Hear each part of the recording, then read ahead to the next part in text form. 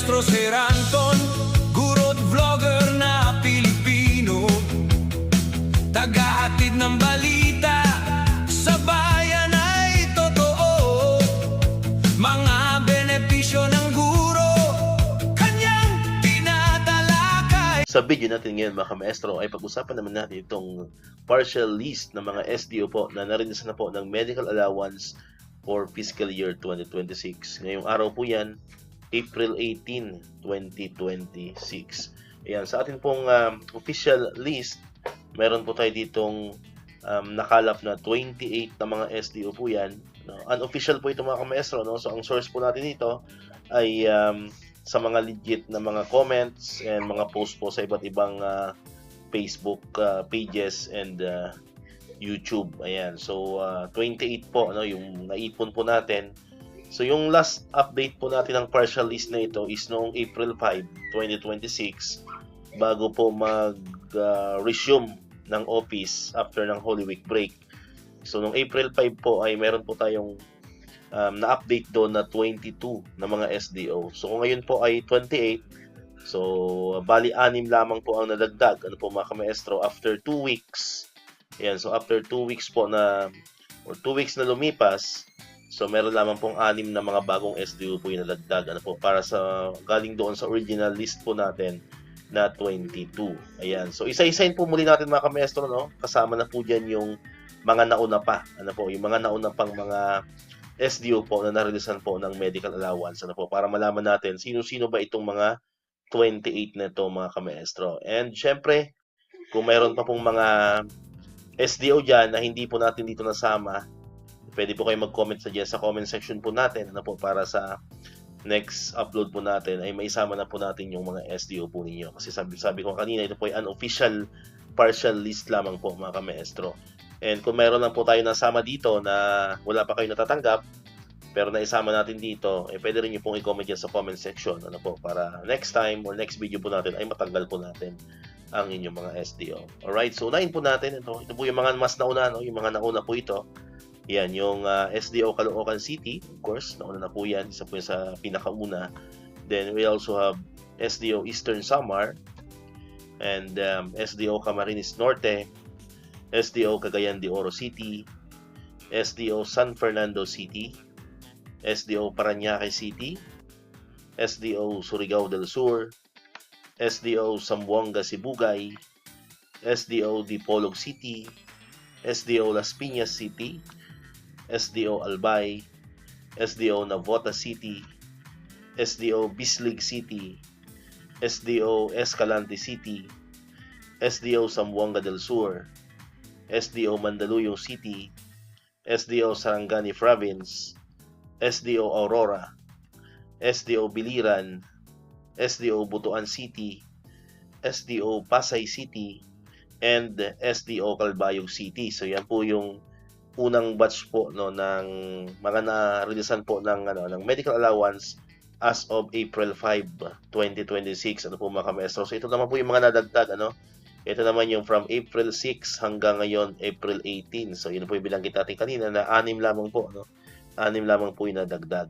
So ito po yung SDO Aklan, SDO Antique, SDO Catanduanes, SDO Vigan City, SDO Zambales, at ang pinakahuli po, no, ito yung na-update lang natin kahapon, yun po yung SDO Agusan del Sur. Alright, so far po, no, yan po yung 28, ano po mga kamaestro, na mga SDO sa buong Pilipinas na narilisan na po ng kanilang medical allowance for 2026. Ayan, sabi ko kanina, kung meron na po tayong hindi nababanggit na mga SDO, pero meron na rin po kayong medical allowance, ay free po kayo mag-comment dyan sa atin pong comment section. Ayan, para maidagdag po natin sa next update po natin. And syempre sa mga wala pang medical allowance, pwede nyo rin pong i-comment dyan sa comment section po natin ang inyong mga SDOs. Ayan, free po kayo mag-comment po dyan. Ano, ilagay nyo lamang po ang inyong SDO and pakisabi po kung meron na or wala pa kayong medical allowance. Ayan, so ngayon ay Saturday. So magantay ulit tayo ng 2 days. Hopefully pagdating ng Monday. So that, anong petsa na ba yon? 20. Ano po? So April 20, 2026. So nasa third week na po tayo ng April, and patapos na po ang ating 30 days na uninterrupted break. So papasok na po tayo sa buwan ng Mayo, and hopefully ay maibigay na itong ating medical allowance, kasi sabi nga po natin, kung pagbabasihan po natin yung memo, ay dapat po nito ay first quarter pa lamang ng taon, which noong po yan, March 31 ay dapat naibigay na po ito. Although mayroon nga lang pong naidagdag dun sa memo na depende po sa availability ng funds. So isa po yan sa mga reason kung bakit nagtatanong po kayo kung bakit wala pa yung iba, ay baka po wala pong available funds para po dito sa medical allowance ang inyo po mga SDO, kaya hindi pa po sila nakakapag-release ng inyong mga medical allowance. Ayan. So sana wag nang abutin ng May, kasi sa pagkakalam ko po ay mayroon na po tayong mga memo or request para po sa ating mga APE, yung ating annual physical exam. Although cover pa rin naman tayo noong unang HMO natin, pero syempre mas maganda maibigay na rin yung medical allowance para sa taong ito. Kasi nga mayroon namang pinalabas na memo po yung DepEd, kasi yung iba kasi yun naman ang argumento, kasi meron pa naman daw tayo, cover pa naman daw tayo ng kinuha natin na HMO last year. Pero hindi naman po kasi tungkol to doon, kasi kung iisipin din po natin yung medical allowance natin last year, ay kumbaga late na rin naman kasi naibigay, kasi dapat talaga niyan, kasi ang ating ang ating APE ay ginaganap tuwing summer, 'di ba? Usually May.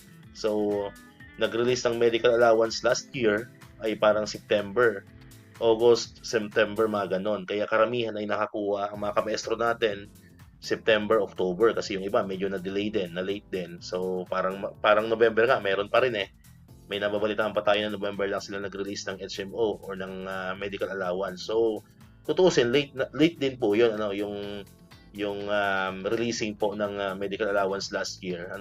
Kung i-compare po natin sa actual talagang medical check-up natin na ginaganap tuwing May. So yun naman po yung point po doon, mga kamaestro, na sana hindi naman po gawing reason yun, na kung bakit na-delay tayo dahil cover pa tayo ng HMO na kinuha natin last year. Ayan. So yun lang naman po ang hiling natin sa DepEd. Ayan, sana po wag nang paabutin ng May, yung mga medical allowance po ng mga SDO na wala pa. Ayan, para naman before conduct ng annual physical exam, ay natanggap na ng mga kamaestro natin yung medical allowance para ngayong taon. Kasi nga, syempre, hindi natin maiwasan na magkukumparahan, kahit sabihin nating masamang mag-compare, pero hindi maiwasan po yun, kasi marami na kasi mga SDO na March pa lang ay meron na pong mga narelisa ng medical allowance. Alright, so dito na tapos itong ating video ngayon, mga kamaestro. Kung hindi ka pa nakakapag-subscribe, click mo na ang subscribe button dyan para ikaw yung unang nakakapanood ng mga videos na na-upload natin. Katulad ito, yung mga updates pa rin sa medical allowance and other benefits ng mga teachers and government employees. And syempre, click mo na rin ang notification bell button para ma-notify ka, always updated ka pag may mga bago tayong uploaded na videos. So muli, maraming salamat sa inyong panonood at pakikinig. Once again, El Maestro, see you on my next vlog. Bye-bye!